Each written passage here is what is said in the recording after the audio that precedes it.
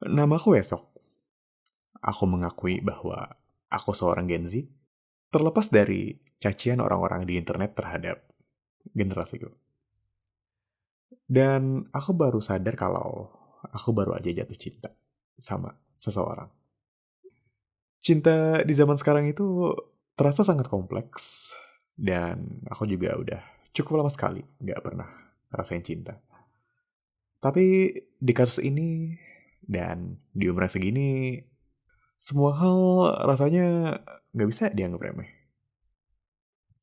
Bagaimana aku di mata orang tuanya, apakah isi dompetku bakal selalu sama sampai beberapa tahun ke depan, dan apakah aku bisa memberi tempat yang nyaman dan aman baginya. Tapi semua itu bukan tanpa alasan. Generasi sebelum aku lahir punya kesenjangan yang cukup besar terhadap orang yang siap berkeluarga dan yang belum. Sebagian temanku yang lahir di keluarga yang siap, tumbuh jadi orang-orang yang hebat yang bisa aku kenal. Dan sayangnya, aku lahir di keluarga yang masih berkembang, bahkan untuk menjadi keluarga. Dan aku tidak sedang coba mengeluh, karena ya aku tahu mereka selalu mengupayakan yang terbaik. Tapi karena ini aku jadi bisa melihat perbedaan itu dan mulai sadar akan posisiku di dunia. Memilih sendiri itu sama sekali bukan beban, dan banyak hal yang menyenangkan yang bisa dilakukan sendiri anyways. Dan untukku, memiliki lingkaran pertemanan kecil sudah cukup untuk tidak membuatku kesepian. Tapi kembali lagi, karena lingkungan dan ejekan, terkadang ada beban untuk itu. Tidak peduli seberapa keras aku coba menyingkirkannya.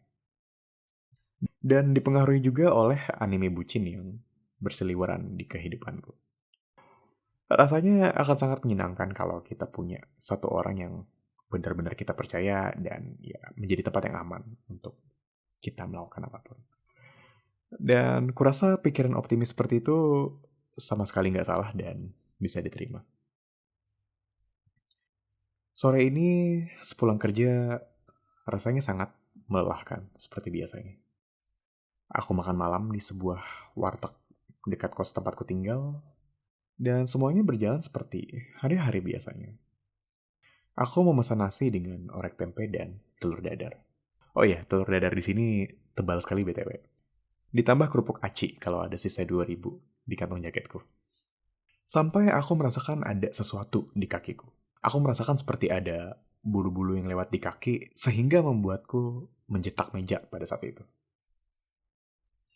Dan ya, di sanalah aku melihat makhluk itu. Seekor kucing abu-abu gelap yang sepertinya keturunan kucing ras karena bulunya punya sedikit pola yang berbeda seperti kucing kampung biasanya. Kucing itu terlihat cantik meskipun sedikit kotor dan kurus karena sepertinya kurang makan. Kucing siapa, Mas Ogi? Tanyaku ke penjaga warteg pada saat itu. Itu kayaknya kucing yang dibuang dekat sini, Mas Esok. Biasanya dia takut sama orang, ngumpet terus. Tapi tumben mau deket sama orang. Jawabnya dengan logat Jawa yang cukup kental. Aku masih memandangi kucing itu karena dia terus melingkar di kakiku. Udah, bawa pulang aja Mas Esok. Gak ada yang ngurus di sini. Dia juga biasanya takut sama orang. Gak biasanya nempel-nempel terus gitu. Celetuk Mas Ogi. Bulunya bagus sih mas. Lucu, bulat-bulat gitu kayak kue. Kenapa dia dibuang ya? Anak di luar nikah kali mas, jadi dibuang. Paling kucing orang kaya terus beranak sembarangan terus ya nggak tahu bapaknya siapa gitu jadinya dibuang.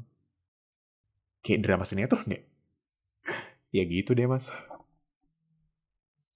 Pada akhirnya malam itu setelah makan, aku ke minimarket sebentar untuk membeli makanan kucing. Yang harganya hampir menyamai harga makan malamku sebelumnya. Kalau tiap makan segini, lumayan juga ya. Kucing sehari makan berapa kali sih? 2 kali? 3 kali? Batinku dalam hati. Aku kembali ke warteg tempat makan pada malam itu. Dan waktu aku berikan makanannya ke kucing itu, ia terlihat antusias dan makan dengan lahap.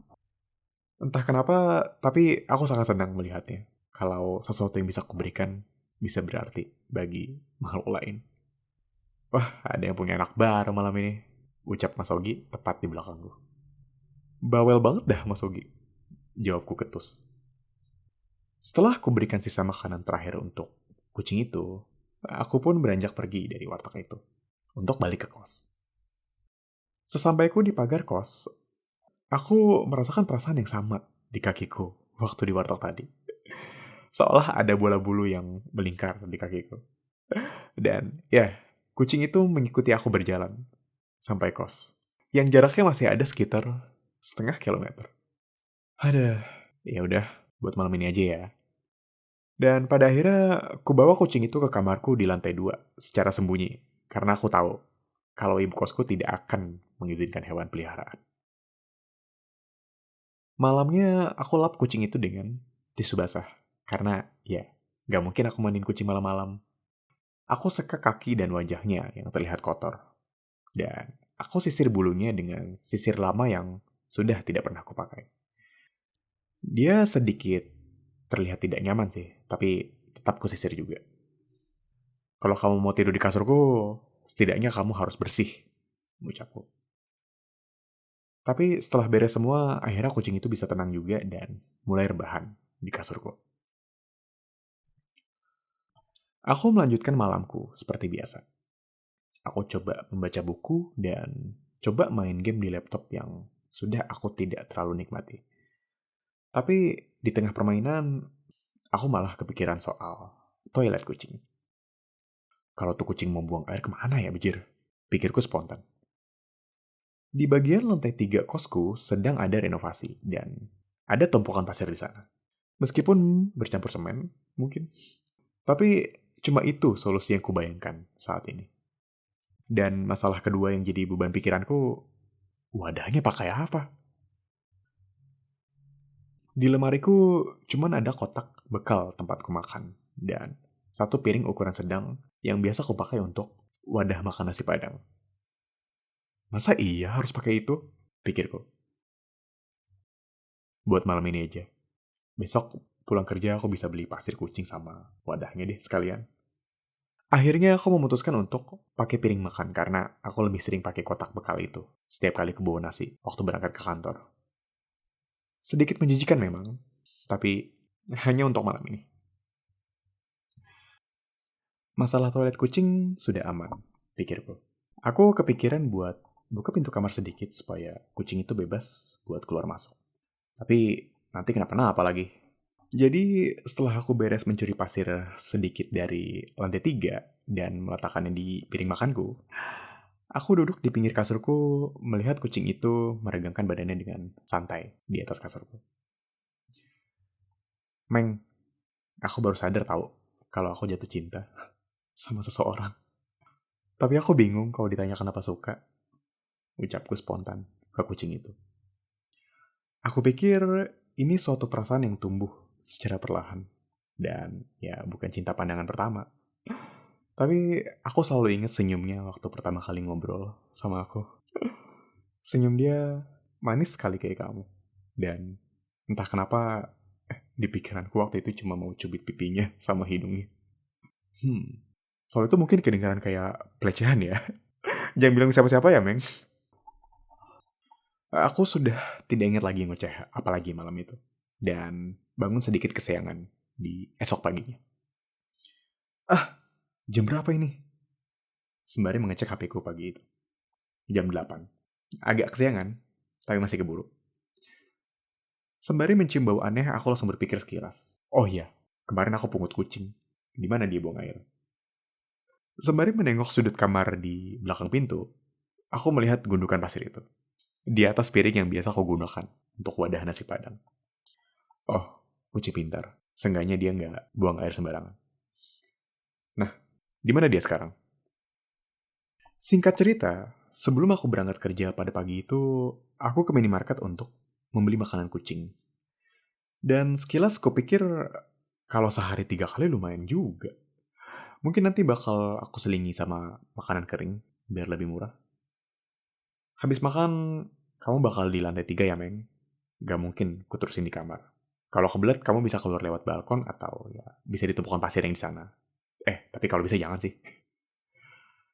Aku berangkat kerja dengan perasaan yang sedikit khawatir pagi itu. Kalau dia beneran buang air di tumpukan pasir di atas, bakal ketahuan ya, bejir. Tapi semoga enggak deh, karena ada akses balkon juga kalau dia mau keluar atau pergi. Eh, tapi nanti nggak balik lagi. Kualihkan overthinkingku pagi itu dengan mikir mau beli pasir kucing sama wadahnya tuh kemana. Kalau nggak salah, ada pet shop di ruko deket kantor. Nggak jauh dan ya bisa jalan kaki sih. Mungkin aku bakal ke sana sekalian beli makanan kucing yang kering juga, biar lebih murah jatah makannya kucing itu. Tapi setelah semuanya udah dibeli, terus dia pergi lewat balkon dan gak balik lagi gimana ya? Bakar duit dah. Kusudahi overthinkingku dan coba mikir mau makan apa untuk siang dan malam ini. Aku pulang kerja dengan kelelahan seperti biasa pada malam itu. Tapi pikiran pertama setelah aku keluar bangunan ruko itu cukup membuatku kembali bersemangat. Aku perlu beli pasir kucing, wadahnya, sama makanan kucing. Sesampainya di suatu pet shop dekat kantor, kulihat sekilas tempatnya cukup bagus meskipun terasa cukup kecil karena masih ada cukup banyak kandang berisi kucing dan anjing yang terlantar dan belum diadopsi. Mereka terlihat cantik-cantik dan sehat meskipun dengan ekspresi yang beragam. Ada yang terlihat antusias bertemu denganku dan ada juga yang terlihat judes dan kurang ajar. Pada malam itu akhirnya aku membeli yang terkecil dari semua yang kubutuhkan untuk kucing itu. Pasir kucing kiloan dengan kemasan yang terkecil, tempat pup kucing yang terkecil juga, dan makanan kering kiloan juga yang terkecil. Ditambah beberapa kemasan makanan basah yang pada akhirnya tetap menghabiskan ratusan ribu. Aku tak terbiasa spend uang untuk hal apapun karena masih di masa menabung. Tapi karena ini masih masa di pertengahan bulan, aku tidak memiliki banyak keluhan. Sebelum pulang ke kos, aku mampir ke warteg langgananku seperti biasa. Sesampainya aku di sana, dan bahkan sebelum sempat memesan apapun, sudah ada teriakan. Nggak teriak sih. Banyak banget belanjanya mas buat bocil. Habis berapa mas esok? Ucap Mas Ogi dengan nada yang menyenangkan. Ratusan lah mas. Lalu Mas Ogi balas melihatku dengan senyum sinis. Atau senyum jajing gitu. Sulit menerjemahkannya. Tapi aku rasa aku tahu maksudnya. Mas Ogi tahu perkiraan kasar uang yang kuhabiskan untuk makan. Dan spend ratusan ribu pertama untuk seekor kucing liar adalah effort yang cukup luar biasa untukku. Mau makan apa, Mas esok? Pertanyaan itu menutup malamku di warteg itu dengan sebuah ikan tongkol, nasi, dan kerupuk aci. Karena telur dadar tebal yang biasa aku beli sedang habis. Sesampainya aku di lantai kosku malam itu, aku mendengar suara langkah kaki dari tangga kayu lantai 3. Yang biasanya tandanya aku akan berpapasan dengan penghuni lantai atas. Tapi kali ini aku melihat kucing itu. Datang turun menyambutku, dan secara sigap langsung melingkar di kakiku sambil mengiung pelan. Oh, ini rasanya ditunggu untuk pulang, batinku. Malam itu kulanjutkan dengan mengganti pasir kucing di kamarku dengan yang proper, bukan pasir bangunan. Sembari memberi makan kucing itu dengan makanan kering yang kubeli tadi. Malam ini kamu makan ini dulu aja ya, Meng. Dan ya, kulanjutkan dengan mencuci piring yang sebelumnya sempat diisi pup seekor kucing. Entah apakah aku masih bisa menggunakan piring itu seperti biasa atau tidak. Aku selalu penasaran dengan POV kucing terhadap manusia. Setiap kucing itu mendengar ocehanku, apakah dia mengerti atau menjudge, aku tidak terlalu pikir panjang. Tapi jujur, aku senang ada dia di sini. Terlepas kita saling mengerti atau tidak. Cukup sulit dijelaskan, tapi malam itu cukup terasa berbeda dari malamku yang biasanya. Ini sudah hari ke-7 kucing itu ada di kamarku. Bau kamarku rasanya sedikit berubah, tapi ini jauh lebih baik daripada bau rokok dari salah satu kamar kos yang pernah kunepati di tahun lalu. Karena ventilasi kamar itu kurang baik, jadi asap penghuni rokok sebelah ikut masuk juga ke kamarku. Sepulang kerja hari ini, aku berjalan kaki lebih cepat. Tak seperti biasanya. Aku ingin segera curhat ke psikolog pribadiku. Yaitu kucing itu yang selalu mendengarkanku tanpa judging dan hanya mengeong. Meskipun kadang aku lambat laun mulai sadar sih perubahan ekspresinya. Hubungan kita sehat. Kucing itu kuberi makan dan tempat tinggal, dan ia mendengarkanku curhat dan menemaniku sebagai bentuk balasannya. Tidak seperti salah satu cerita di internet yang pernah kudengar di mana ada seseorang yang selalu menjadi tempat curhat untuk orang lain. Tapi dia sendiri tidak punya tempat untuk bercerita dan rasanya sedikit menyedihkan. Makan malamku waktu itu diisi dengan orek tempe dan telur dadar tebal yang biasa aku beli. Ditambah dengan kerupuk aci juga karena sedang ada sisa 2.000 waktu itu di kantong jaketku. Makan malamku saat itu terasa sangat nikmat. Lusa gimana Mas esok? Ucap Mas Hogi secara tiba-tiba. Lusa? Emang mau ngapain Mas lusa? Enggak, kucing itu maksudnya. Lah, kenapa malah Mas Ogi yang namain? Terus kenapa dinamain lusa juga lagi? Kan Mas Esok yang pelihara. Kalau saya dengar kata esok, kebayangnya pasti lusa. Aduh, nggak kreatif banget deh Mas Ogi. Tapi ya udahlah, namanya lusa. Oke, dia baik-baik aja kok. Kucingnya cukup manja, tapi ya nggak terlalu ganggu saya. Ya maaf Mas, namanya juga spontan itu. Tapi syukur deh, soalnya Mas Esok juga jadi nggak kelihatan burung lagi sih akhir-akhir ini. Aku balas menatap Mas Ogi dengan tatapan yang cukup bingung. Sebelum aku kembali ke kos pada malam itu, aku sempatkan beli makanan basah untuk lusa. Karena ya, stok makanan basahku sudah habis di kos. Sesampainya aku di lantai 2, tidak ada suara derap tangga yang biasa menyambutku. Disertai perasaan bingung, aku naik ke lantai 3 dan mencari kesana kemari, tapi tidak ketemu lusa. Apa jangan-jangan dia kabur ya? Di tengah pencarian itu, salah satu anak ibu kos yang tinggal di lantai 3 keluar dari dapur dan bertanya kepadaku. Lagi cari apa mas? Kayaknya bingung. Lagi cari kucing, biasanya ada di sini, mau dikasih makan. Oh, itu dibuang ibu kos tadi siang. Gak tahu kucing dari mana, tapi suka banget buang air di tumpukan pasir buat renov di kamar 305. Jadi dibuang sama ibu. Gak tahu kemana tadi. Aku cuma bisa bengong dan kebingungan pada saat itu.